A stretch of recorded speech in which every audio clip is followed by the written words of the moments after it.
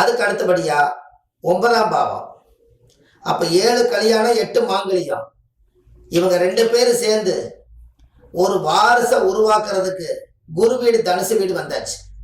அது மேசத்துக்கு 9ஆம் இடம். அதனாலதான் அப்பாவாகி போயிட்டீங்க. நீங்க அப்பாவாயிட்டீங்க அப்படின்னு சொன்னதுக்கு காரணமே நீங்க அப்பாவாக போறீங்கன்னு சொல்லுவாங்க. அதனாலதான் காலச்சக்கரத்துக்கு 9ஆம் இடம் அப்பா ஸ்தானம் வச்சிருக்காங்க. எப்படி அந்த காலத்துல எப்படி எடுத்திருக்காங்க? நீங்க அப்பாவாக போறீங்க. என்ன அப்பாவாக போறீங்க அப்படின்னா, ஒரு குழந்தை உண்டாயிருச்சுன்னா அது வரைக்கும் குடும்பஸ்தரா இருந்தாரு. இப்போ ஒரு வாரிசு எச்சாயிருச்சுன்னா அந்த குழந்தைக்கு முறை வந்து அப்பாவாகிறாங்களாம். அதனால அது மேசத்துக்கு 9ஆம் இடம் கொண்டு போய் அப்பான்னு வச்சிருக்காங்க. இங்கதான் தந்தை ஸ்தானம் என்பது வருது. அதனாலதான் 9ஆம் இடம் அப்பான்னு நீங்க காரகத்துல எடுக்கிறீங்க. 9ஆம் இடம் என்ன ஸ்தானம் கேட்டா தந்தை ஸ்தானம்ங்கிறீங்க. இந்த தந்தை ஸ்தானம் இதுதான். அது அப்படியே ரவுண்டா வருது.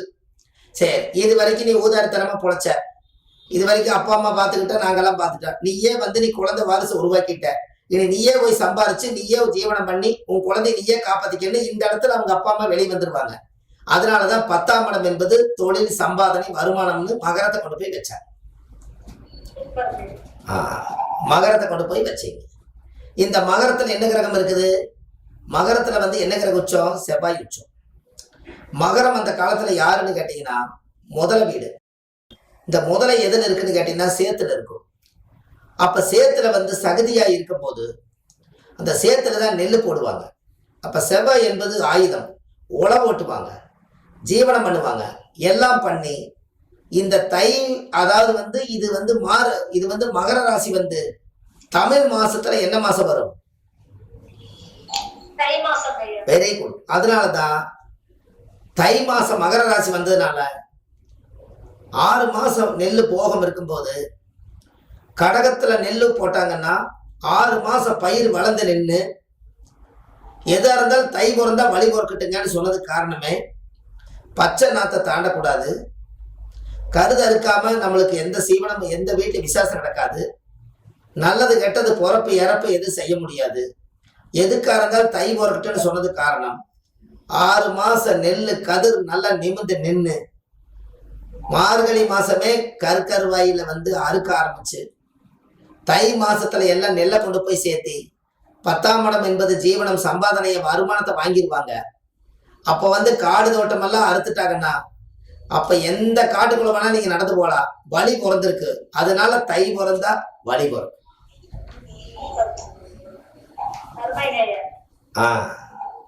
எல்லாமே அந்த காலத்துல யோசிச்சு வச்சிருக்காங்க. அப்ப சம்பாரிச்சிட்டீங்க, சம்பாரிச்சதை பூராமே நீங்க செலவு பண்ணிட முடியுமா? 6 மாசம் சம்பாரிச்சு 1 வருஷம் சம்பாரிச்சு அத்தனையும் அழிக்க முடியாது. கொஞ்சமாவது மிச்சம் இருக்கும். இதை கொண்டு போய் எங்க வைக்கிறதுன்னு தெரியல. மண்ணுக்குள்ள போட்டா இத்து போயிரு காசு, எங்கேயாவது வச்சா தூக்கிட்டு போயிருவாங்க. அதனால அந்த காலத்திலேயே மண் பானை செஞ்சு சம்பாரிச்ச சம்பாதனையில இந்த வருஷம் வாழ்ந்து முடிஞ்சது போக எல்லாத்தோட வருமானம் மிச்சம் இவ்வளவு இருக்குதுன்னு சொல்லி இதை கொண்டு போய் அந்த காலத்துல கும்பத்துல கொண்டு போய் போட்டாங்க. அதனால மகரத்துக்கு அடுத்து கும்பம். கும்பத்துல கொண்டு போய் போட்டீங்க. கும்பத்துல போட்டு சேர்த்தி வச்சீங்க. அதனாலதான் லாபம்னு ஏன் பேர் வந்துச்சுன்னா மிச்சம் எவ்வளவு இருக்குதோ வருமானத்துல அதுக்கு பேரு லாபம். அதனால லக்னத்துக்கு 11ஆம் இடம் என்பது லாபஸ்தானம். நீங்க படிச்சீங்க இல்லையா? அந்த லாபஸ்தானம் தான் கும்பம். அந்த கும்பத்துல சேர்த்தி வச்சுட்டு வாழ்ந்து முடிஞ்சு கடைசி காலத்துல எல்லாத்துக்கும் பேரம்பேத்திகளுக்கு எல்லாத்துக்கும் முடிச்சுட்டு 12ஆம் இடம் என்பது மோட்சம் என்பது நல்லா வாழ்ந்து பொழைச்சிட்டு போறாரப்பா அப்படிங்கும் போது மீன ராசி வந்துடும். அது மோட்ச ராசி என்று பொருள். நல்லா வாழ்ந்தாரு. 3 தலைமுறை வாழ்ந்ததுக்கு ஒரு தலைமுறைக்கு 120 வருஷம், 2 தலைமுறைக்கு 120 240 வருஷம், 3வது தலைமுறை என்பது 360 வருஷம். 360 டிகிரி வந்தால் கட்டத்திலையும் இடமில்லை, கட்டடத்திலையும் இடமில்லை, பூர்வீகமே மாறி புதிய தலைமுறை உருவாகணுங்கிறதுக்காகத்தான் அந்த மீனத்தை கொண்டு போய் முடிவா வச்சு மோட்சம்னு வச்சாங்க. மீன் நம்ம திங்கிற இன்னைக்கு கெளுத்தி மீன், ஆறா மீன், வஞ்சரா மீன் நம்மளை திங்கிறத எங்க போய் பார்க்கலாம்னா காசியிலைங்க பார்க்கலாம். முக்காவாசி வேக வச்சு கொண்டு போய் கடல்ல இறக்கிடுவாங்க. மீன் தான் கொத்தி சாப்பிடுது. அப்ப நம்ம மீனை தின்னா மீன் நம்மளை திங்கிறத அங்க பார்க்கலாம். அப்ப அந்த கடத்துல மோட்சத்துக்கு ஏன் போறாங்கன்னா உத்திரட்டாதி நட்சத்திரத்துல பள்ளிகொண்ட பெருமாள் மோட்சத்துக்காக போனார். அதனால உத்திரட்டாதி மீனராசி. அங்கதான் வாழ்க்கை வந்து நல்லபடியா முடிஞ்சுது.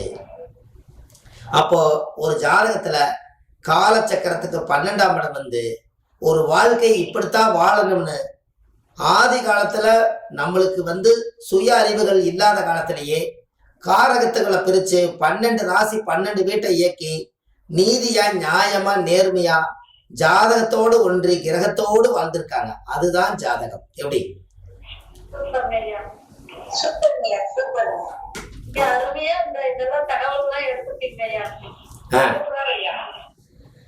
இதெல்லாம் நீங்க ஒரு மீட்டிங்ல சொல்லும் போது கேட்கறதுக்கு இனிமையா இருக்கலாம், ரொம்ப சந்தோஷமா இருக்கலாம். ஆதி காலத்துல அதுதான் நான் ஆதிகால பரிகாரம்னு வச்சதுக்கு காரணமே, என்னால வந்து ஒரு பேண்ட் ஷர்ட் போட்டாலும் கூட நம்ம ஆதிகால மனிதனா பார்க்கணுன்ட்டு பேண்ட் ஷர்ட்டை போடுறதுக்கு ஆசை இருக்குது, ஆனா போட முடியல.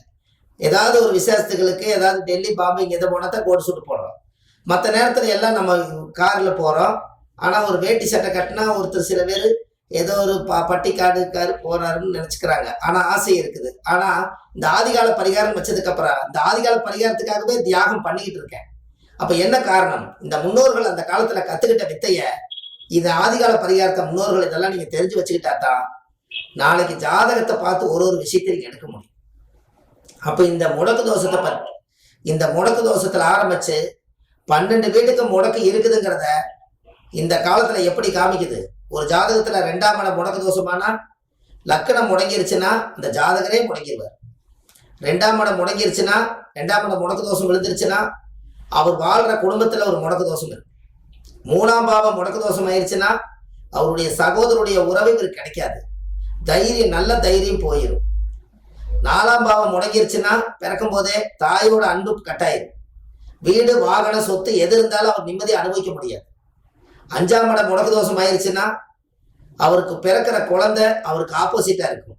பூர்வீகம் இருந்து அவர் அனுபவிக்க முடியாது. அவருடைய குலதெய்வம் அவருக்கு பகையா இருக்கு.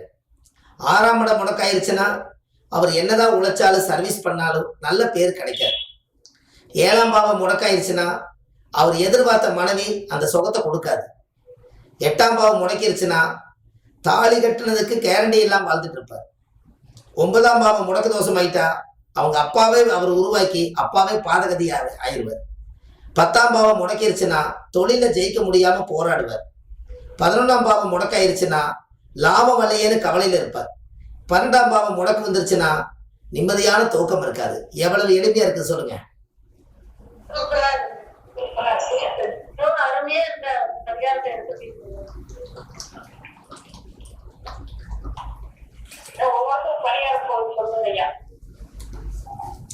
அது உங்களுக்கு தனியா வரும்.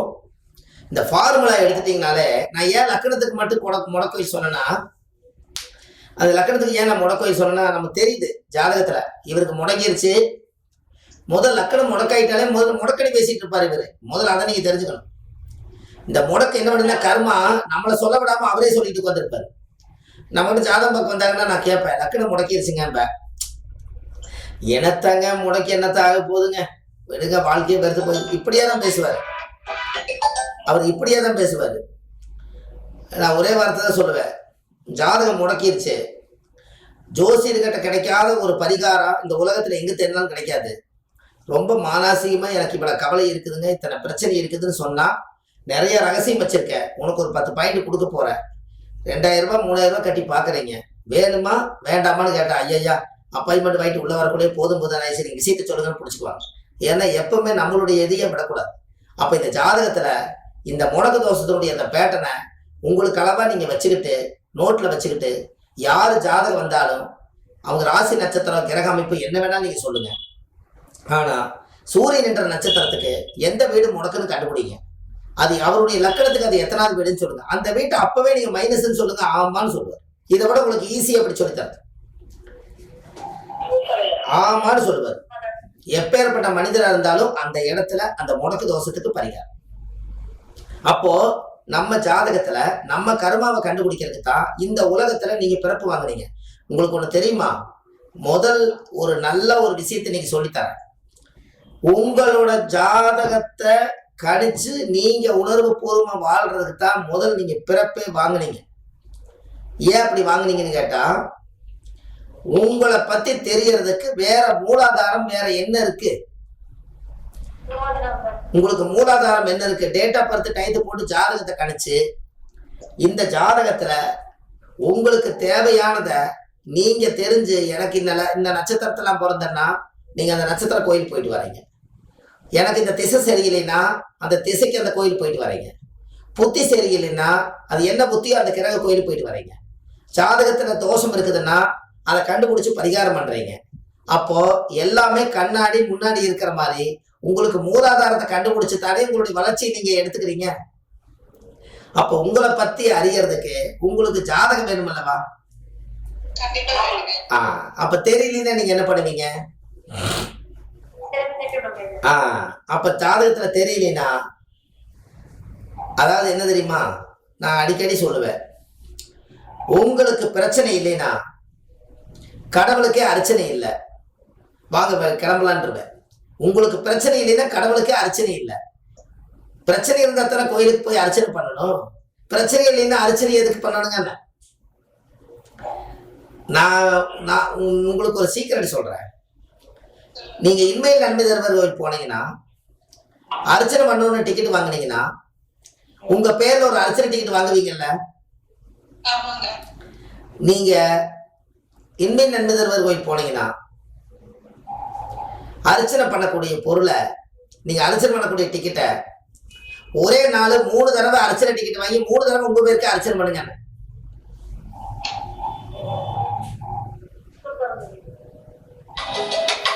அது எதுக்குன்னு உங்களுக்கு தெரியலையே.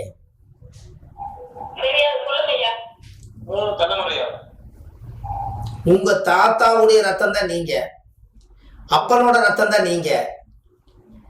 நீங்க அப்பா தாத்தாவுடைய கனெக்டிவ்ல இருக்கிறீங்க. நீங்க தவம் பண்ணி நீங்க ஒரு பேரம்பேத்தி பிறக்க, நீங்க எனக்கு தாத்தாவுக்கு நீங்க பேரம்பேத்தினா அந்த தாத்தா உங்களுக்காக வேண்டுதல் வச்சிருந்திருப்பார். என் மகனுக்கு நல்லா கல்யாணம் ஆகி பேரம்பேத்தி நல்லா பிறக்கணும் ஜாமின்னு வேண்டியிருப்பாரு. அவருக்கு நன்றி சொல்லதே ஒரு அர்ச்சனை. அப்பா நம்மளை கரு உருவாக்கி நீங்க சந்தோஷமா இந்த உலகத்துல வாழ்ந்தா சந்தோஷங்கிறீங்களே, அப்பாவை மறக்காம இருக்கிறக்கு அவருக்கு ஒரு நன்றி கண்ணுக்கு நமக்கு ஒரு அர்ச்சனை. நாம் இந்த பூமியில 120 வருஷம் வாழ போறோம், நம்மளுக்கு ஒரு அர்ச்சனை. 3 தலைமுறைக்கு 3 சீட்டு அர்ச்சனைய ஒரு சிவலிங்கத்துக்கிட்ட கொடுத்தீங்கன்னா 3 தலைமுறை தோஷம் நிவர்த்தி ஆகி உங்களுக்கு பிரச்சனை இல்லாம அர்ச்சனை ஜெயிக்குமா? அப்போ அந்த சாமி என்ன பண்ணுனா, சிவன் பாரு என்னை எவ்வளவு மதிக்கிறாங்கன்னு. ஒரு தடவை வந்துட்டு போலாம், எல்லாரும் அப்படித்தான் வர்றாங்க. 2 தடவை இல்லை, இவர் 3 தடவை வர்றாரு. முதல்ல இவரை கூட்டு வரத்தை கொடுத்தலான்னு முதல்ல நம்மளுக்கு கொடுத்துருவார். நீங்க ஒரு தேட்டரில் போய் ஒரு படம் பார்க்கும்போது, படம் அந்த காலத்துல நல்லா இருந்துச்சுன்னா, நான் அப்பெல்லாம் வேலை வெட்டி இல்லாதப்போ சின்ன வயசுல இருக்கும்போது படம் ரொம்ப பிடிச்சிருச்சுன்னா 2 ரூபா தான் தர டிக்கெட்டு. அந்த 2 ரூபாயை நம்ம சேர்த்து வச்சு ஒரே நாள் 3 படம் பார்ப்பேன். இந்த 3 படம் பார்த்துட்டு வந்து நான் தான் கதை சொல்லுவேன் எல்லாத்துக்கு. ஒரு சீன் விடாம சொல்லுவேன். அப்ப எவ்வளவு மெமரி ஆயிருக்கு. அப்ப அந்த படத்தோட கதாபாத்திரமே என் மைண்டுக்குள்ள வந்துருது. அதே மாதிரி 3 தடவை நீங்க அர்ச்சனை பண்ண சிவனை போய் பார்க்க போனீங்கன்னா அந்த சிவனே நம்மளுக்குள்ள உருவம் ஆயிடுவாரு. அந்த சிவனே வந்து நம்மளுக்கு அந்த ஆசீர்வாதம் முழு வைப்ரேஷன் 3 தடவை கிடைச்சிருது. அப்போ அந்த காலத்துல உயிர் உருவானதுக்கு 3 எழுத்து. அதனால அர்ச்சனை சீட்டு 3 வாங்கி பண்ணுங்கன்னு சொல்றேன். ஆமா, கருவோட பேர் வந்து உயிர்னு வச்சிருக்காங்க. கரு உருவாகிறதுக்கு உயிர்னு வச்சிருக்காங்க. உயிர் என்பது 3 எழுத்து. 3 அட்டவணை வாங்கி 3 கடவுளை கும்பிட்ட மாதிரி நீங்க திரும்பி திரும்பி போய் பாருங்க. ஒரு தடவை அலங்காரம் மாறும், ஒரு தடவை உங்க டைட்டில் மாறும். நீங்க அந்த கோயில் போகும்போது மனிதர்கள் மாறுவாங்க, பூசாரி மாறுவாங்க, என்ன வேணும் நடக்கும். ஆனால் பாத்தீங்கன்னா சிவனுக்கு நீ 3 தடவை வந்துக்குன்னு அவருக்கு மட்டும் தெரியும். கரெக்டுங்களா? அப்போ அந்த காலத்துல முன்னோர்கள் எல்லாம் இப்படி சொல்லி கொடுத்துருக்காங்க. நம்மளுக்கெல்லாம் இது தெரியாது. நம்மளோட கற்பனை வளர்ச்சியே முக்கால்வாசி ஆதிகால பரிகாரத்தை எழுத வச்சிருச்சு. ஏன்னா நம்ம சிறு வயசுல இருந்தே இந்த தொழில வந்ததுனால ஆராய்ச்சி பண்ணி ஏதாவது ஒரு நல்ல விஷயத்த நம்ம உலகத்தை கொடுக்க முடியாதா அப்படின்னு நம்ம பண்ண தவம் இன்னைக்கு அது ஒரு பெரிய லெவல்ல இப்ப கொண்டு போயிட்டு இருக்கு. அதுல நீங்க கொஞ்சம் பேர் படிக்கிற ஒரு சந்தோஷம் என்னன்னா, நம்ம எனர்ஜி லெவல்ல இருந்து டைரக்டா முகம் பார்த்து படிக்கிறீங்க. மற்றவங்க இந்த ஆடியோ கேட்கலாம், வீடியோ பார்க்கலாம். ஆனா நீங்க அந்த உணர்வு பூர்வமா பாக்குறதுக்கு உங்களுக்கு தான் அந்த கொடுப்பனை வந்திருக்கு. அப்ப என்ன அப்படின்னு கேட்டீங்கன்னா, இப்படி படிக்கும்போது என்னாங்கன்னா உங்களோட பேச்சு திறமை, அறிவு, ஆற்றல் எல்லாமே நம்மளை போல பேசி நீங்க உலகத்துக்குள்ள சொந்தமாயிருவீங்க. ஒருத்தர் ஜாதகம் பார்க்க வந்துட்டாங்கன்னா உங்க திறமையை வச்சுதான் நீங்க படிச்ச விஷயத்தை வச்சு அவருக்கு என்ன சொல்ல முடியும். அந்த படிப்புக்கு ஒரு காரணத்துக்கு உங்களுடைய டைட்டில் முதல்ல நீங்க படிச்சு வச்சுக்கணும்ல. அப்ப ஜாதக ரீதியாவே உங்களுக்கு நம்மளோட வாழ்க்கையில ஜாதகம் பார்க்கறதுக்காக எதுக்கு போறதுன்னா, நமக்கு பாதகமா போய் கொண்டு இருக்கும் வாழ்க்கையை இத சாதகமாக்க மாக்கி சாதகமா வாழணுங்கிறதுக்காக சாதகம் பார்க்க போறீங்க. நமக்கு பாதகமா நடக்குது, அதை சாதகமா மாத்துறதுக்கு யார் இருக்கிறான்னு தெரியல. அந்த சாதகத்தை எடுத்துட்டு போய் சாதகமா சொல்லுவாங்களான்னு சாதகம் பார்க்க போறாங்க. அதுதான் விஷயம்.